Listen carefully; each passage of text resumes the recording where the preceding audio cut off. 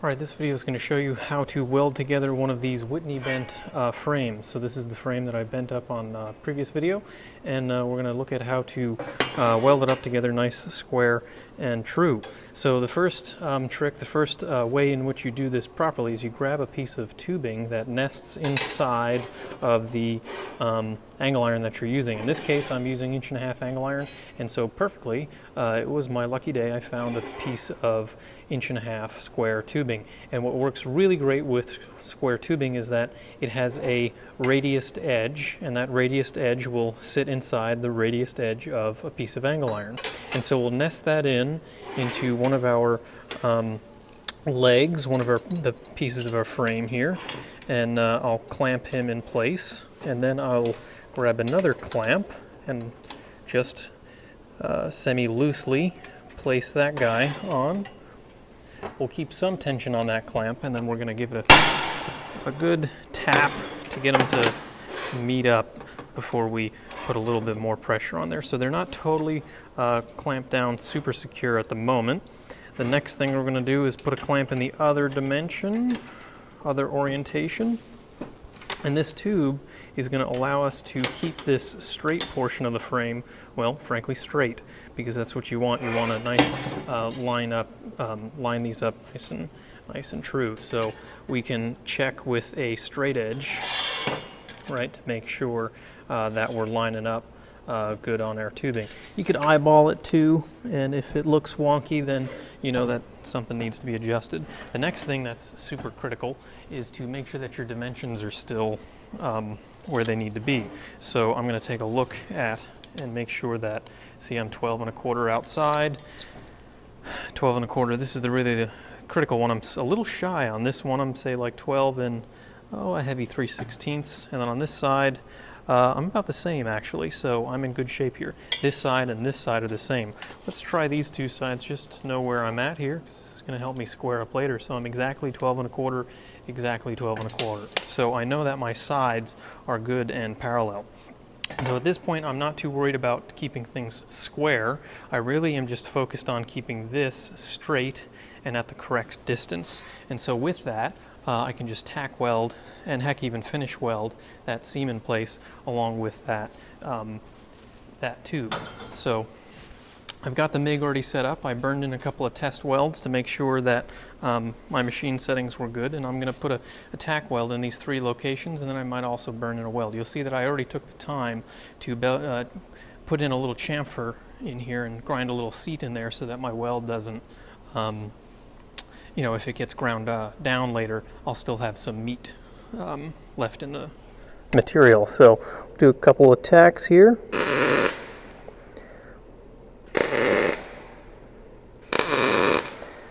So I got the 3 corners tacked up, and then this is a great time to double check to make sure that your seams are still lining up here. I'm just checking across here, and I'll also eyeball it to make sure that everything's still good and straight, and they look pretty good so far. So I'm just going to burn in these other welds here.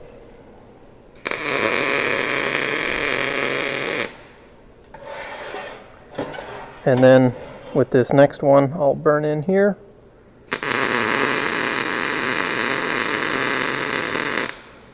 Now at this point I got 2 options. I can either basically weld these outer ones with it face up, or I can basically grind that top weld down, this top weld down, and build the frame on its face. And so you can kind of do that either way. If it's not too critical to have, you know, like if it doesn't matter to have big chunky welds inside here, hopefully you didn't weld your tubing inside there. If I were to try and clamp everything down here, I would wind up with a frame that wasn't even. I'd be clamping down, and you can see that the frame wants to rock around on my flat surface. You could always shim up with some, you know, material that was the same thickness on your 4 corners, if that's important, or you could also grind that weld down, and that will also give you a pretty good effect, and then start welding the rest of the corners up. But what I'm going to do is another option here, which is to clamp in some spacers. So I've got that same tubing that I was using earlier, and what I'm going to do is just clamp down one piece on my sides. And this is also a really great time to check to make sure that your different surfaces are meeting up nice and flush. So that would be across this seam here. So this one's needs a little bit of tweaking. I want to pinch that side up, and so what I'm going to do is grab just an adjustable wrench here, and you can actually kind of tweak this side up or down. And usually that helps to clamp this down on this other side here. So maybe we'll do that. We'll clamp down 2 legs here, and I'm going to throw these clamps on like so on the edge of my table. Hopefully that'll work, and hopefully the peanut gallery in the back isn't ruining the audio too much. Noisy building. And then I've got this other piece of tube inside here, and I can clamp him down like so once I get my corners squared up. So with that, it might make adjusting this just a little bit easier. And so I can kind of pull on that just a little bit, or even pull down, push down on this one until these two line up. Good, so that feels a lot better, and it also looks a lot better. So we're in good shape there. So now what I'm going to do is just lightly put another clamp over here, and with that clamp in place, lightly, I'm going to check my corners. I could sit there with a large framing square, but the framing square may not be totally accurate. So what I always like to do is, I know that my sides are parallel, and so a really great trick to square up things is to measure your diagonals, your corners. So here I've got 17 and an eighth. I just take a mental note of that, and I come over to this other side, and I'm a little shy. I'm about 17 and a 16th. So that means this side here, we want to sort of split the difference. So like a heavy 16th, I want to push this side out. These two are tightened down good, and so if I knock on this corner a little bit, it's going to grow that dimension, and already it grew it just a hair. Put a little bit of tension on that clamp, and I'll just tap this in place, and hopefully you don't need too much smacking around to get your frame where it needs to be, but with that, it looks like it might have tapped in place, and now I'm right on the money. My corner dimensions line up perfectly. So here's where, with everything clamped in place, we might need to rotate this guy around, but I think my 4 corners are in good shape. If you ever have a hard time keeping something, a corner out on the edge of a table down, you could always set up a good prop. This is a good tip for some folks. Got parts flying everywhere.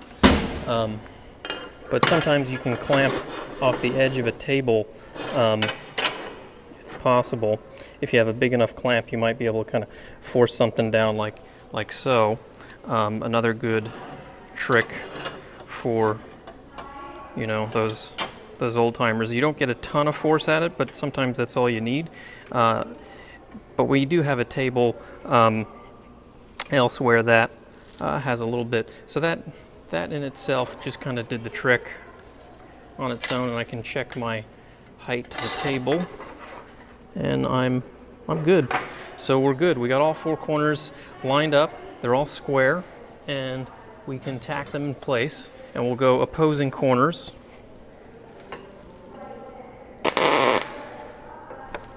Opposite corner, and then we'll go same corner, and then give another burn in there. And at this point, you're good to burn in your welds. I like to weld from the inside corner to the outside corner, and that will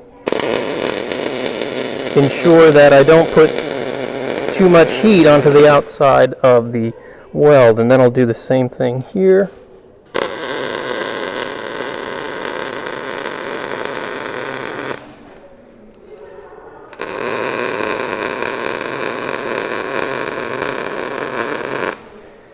do our last weld here.